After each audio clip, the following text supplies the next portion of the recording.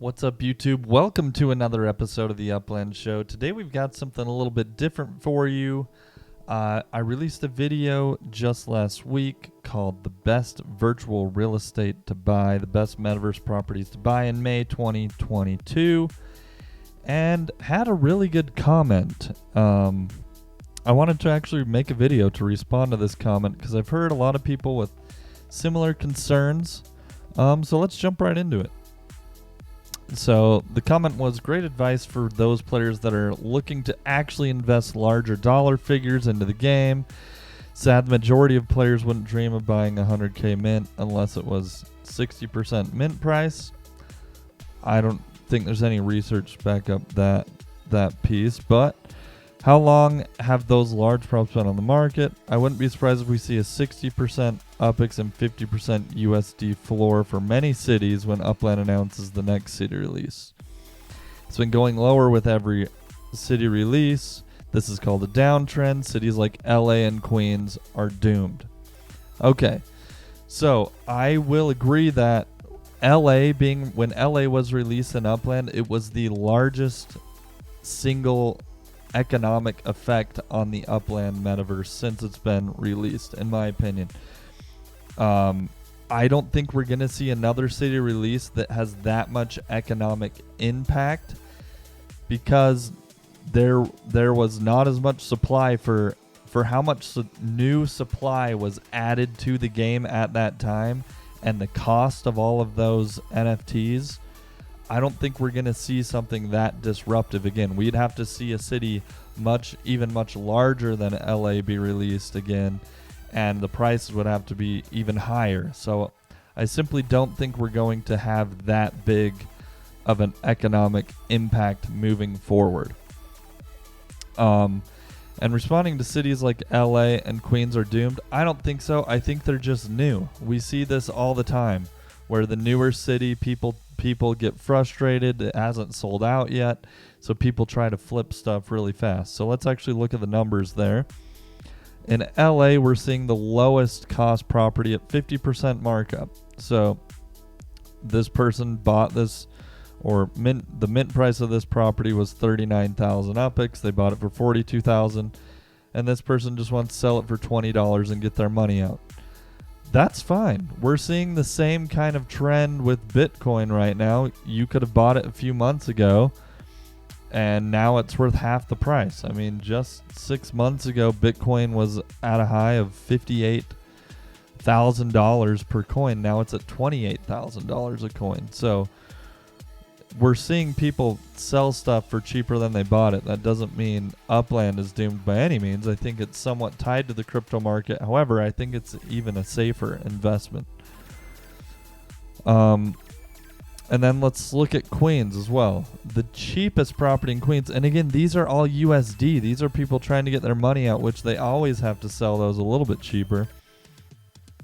69% markup, 71% markup. What's actually the floor price for an UPX? So someone who's keeping their money in the game, just trying to move it around. Can we even find one? 85% floor. So we're not seeing a 60 and 50% floor by any means. What was the cheapest UPX one in LA? Let's check if we can see that. See, almost all of these are for sale for USD.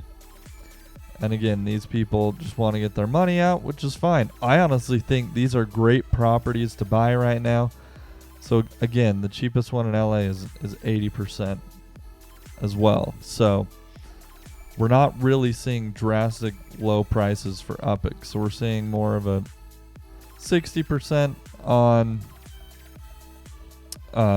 very few of USD sales, and then 80% floors on UPX sells.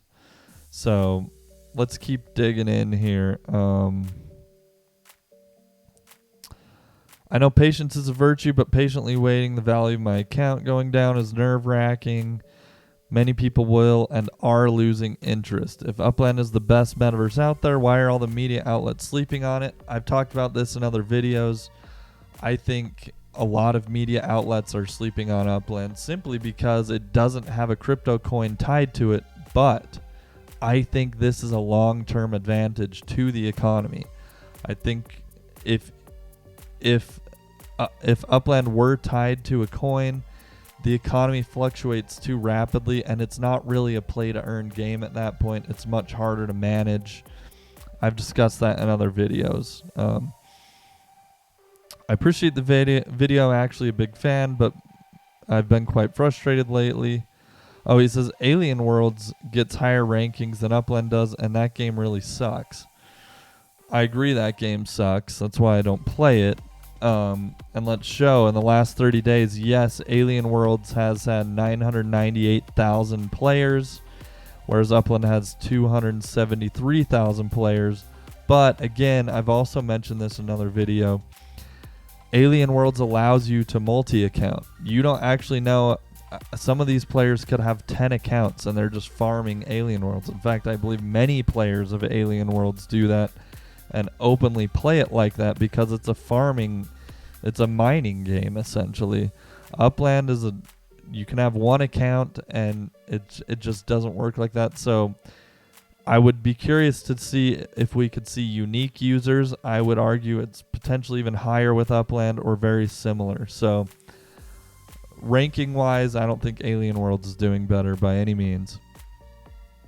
The fact that people would rather sell for a loss than put another dollar into the game is concerning in my opinion. Again, it's not actually what's happening. Let's actually look at some cities that have been in the game a little bit longer than these newer cities, LA and Queens. Let's go to some of these older cities. Let's look at Manhattan. Look, the cheapest property you can find in Manhattan is 179% markup. That means if you were to have minted this property at 200,000 UPIX and you're selling it at 350, you're earning $150 on that property. That's definitely not. I mean, all you have to do is mint properties, hold them, and flip them. That is the strategy. I've always taught in the strategies on this channel to play this game smart. Do your research. Yes, some people are coming in and buying it at 600,000 UPIX, and then they just want to get their money out for $350. I think personally that was a bad purchase. But that's okay. The market, I think, will eventually get back to that point where they don't have to lose money if they just be patient. Same thing with Brooklyn. Let's look at Brooklyn. The cheapest one is 146% markup. Again, you're making money on that. Even this player bought it for $324,000, selling it for $380. So they're again making about $60. They're making money. And that's the cheapest one for sale in the city right now. So Upland is still healthy and doing well. Let's look at another one, Fresno and Clovis. Again, this player bought this for $80. They're selling it for $70, a little bit of a loss. But look, if you would have been the original person to buy that at $46 and you're selling it for $70, again, you're making money. Some people are just impatient and want to get their money out. Also, not to mention, you are earning interest on these UPIX interests while you're holding these properties. So some of these players who have held these properties for a long time have actually earned quite a bit of interest on them, and they're not actually losing that much, even if they're selling it at a loss. So then let's look at this one, San Francisco. Look at this. The cheapest markup in all of San Francisco right now is a 225% interest. That means if you would have been one of the people to get in on San Francisco and mint a ton of properties, I was one of the people that was able to mint quite a few properties in San Francisco. Anything you sell right now, you're making more than double. So again, yes, Upland does take some patience. It does require some patience and some strategy. So I don't know. That's what we have for you today. I don't think a lot of these negative comments are necessarily valid. I think there is some reason to be concerned when you do see prices drop, but all of crypto has seen some drop. However, there are still people who bought properties a year ago in Upland and selling it today. They're making money. You're not seeing that in Bitcoin. You're not seeing that in Ethereum. You're not seeing that in pretty much any crypto, mainstream crypto coin. So there you have it. I hope this video was helpful.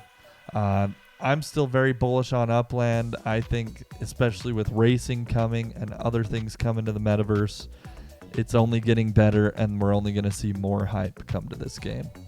Hope you liked this one. If you did, please leave a like, share it with your friends. And as always, we hope to see you in the next one. Peace out.